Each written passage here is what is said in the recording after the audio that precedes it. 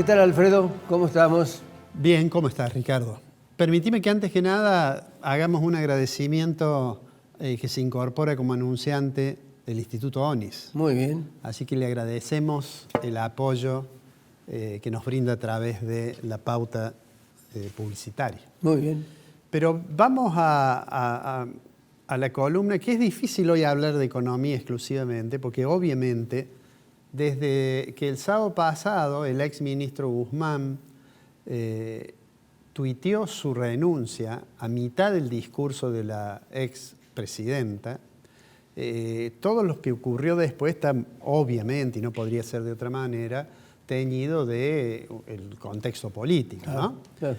Bueno, pero lo concreto es que hoy, o digamos ayer, le dijimos chau a Martín, le dijimos Hola, Silvina. hola, Silvina. Una pequeña observación respecto de cómo queda Martín Guzmán en la historia, digamos, de los ministros de Economía. Por supuesto, no es exclusiva responsabilidad de él, porque tiene que ver con las dificultades de digamos, las internas políticas que tiene la coalición de gobierno, pero digamos que él probablemente si se hubiera ido después que cerró el acuerdo con el fondo, hubiera quedado como un ministro que había, bueno, reestructuró la deuda privada, más allá que se le puede decir, qué raro que después de reestructurar la deuda privada, de todos modos, Argentina no tenía posibilidades de acceso al mercado internacional de capitales y el riesgo país estaba tan alto como si estuviera en default. Pero bueno, la había reestructurado, había logrado el acuerdo de facilidad extendida del fondo y quizá ahí hubiera quedado como un ministro que había cumplido el objetivo que muchas veces hemos dicho acá que se parecía más a su función, que era ser un ministro de la deuda.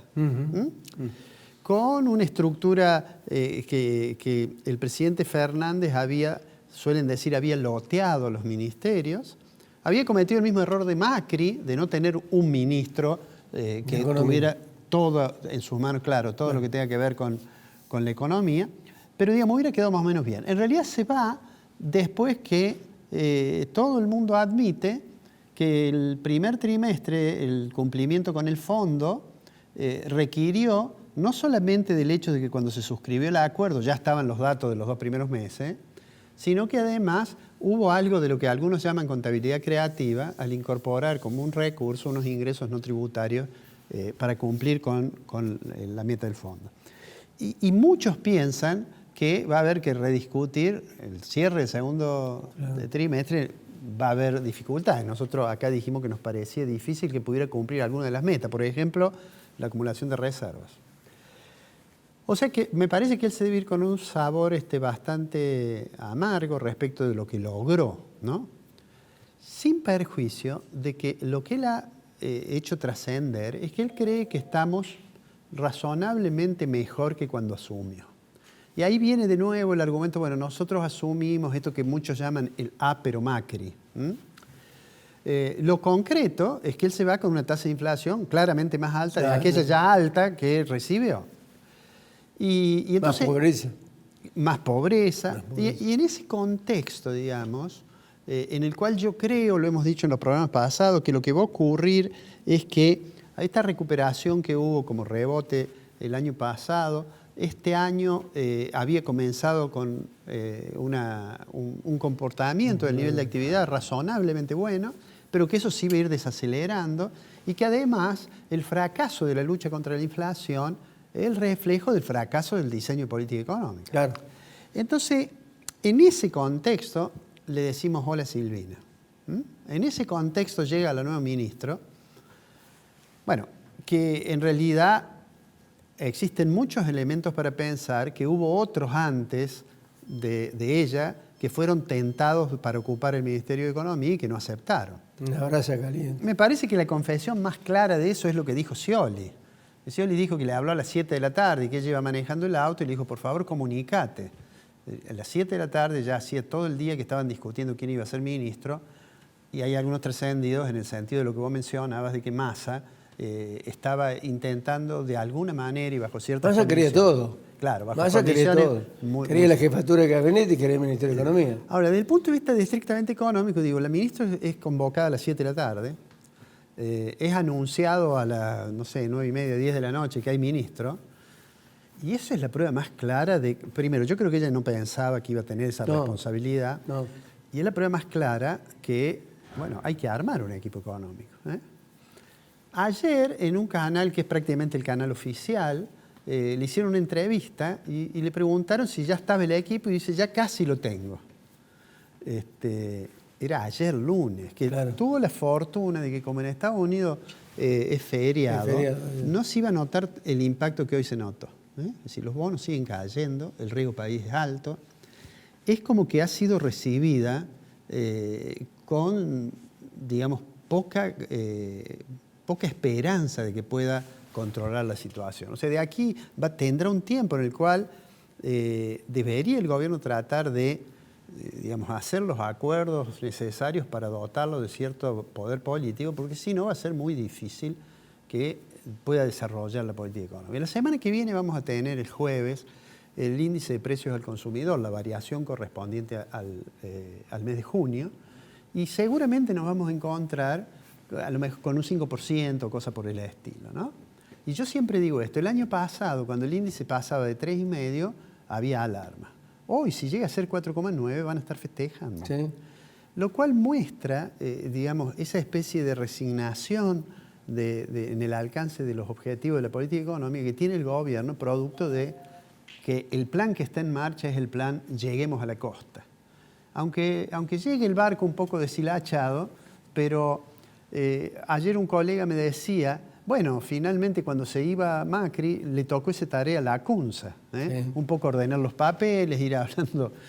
Claro, pero Lacunza cuando asumió faltaban 3 o 4 meses. Claro. Ahora nos faltan más de un año.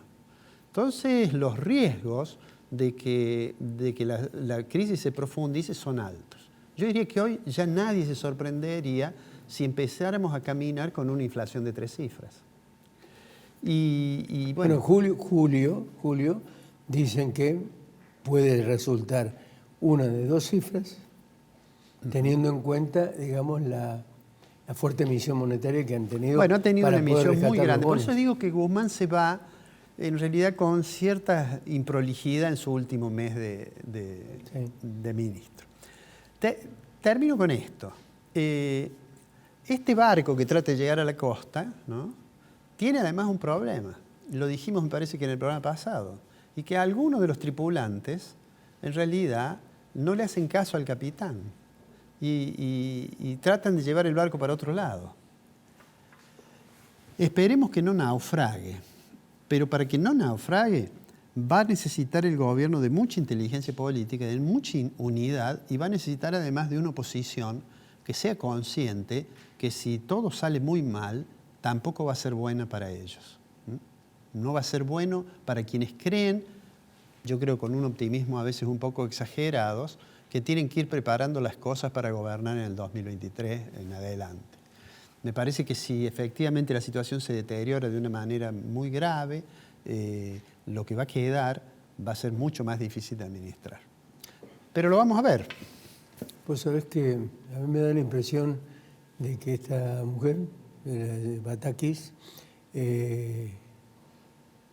ha estado en el banco durante mucho tiempo y viene a reemplazar un nuevo goleador, que fue el que arregló la deuda, que fue que entonces me da la impresión de que no es un nombre que tenga el respaldo suficiente, como por decir, un Redrado, un Labaña, un Álvarez Agís, algunos de ellos que eventualmente también tengan la confianza del empresariado nacional.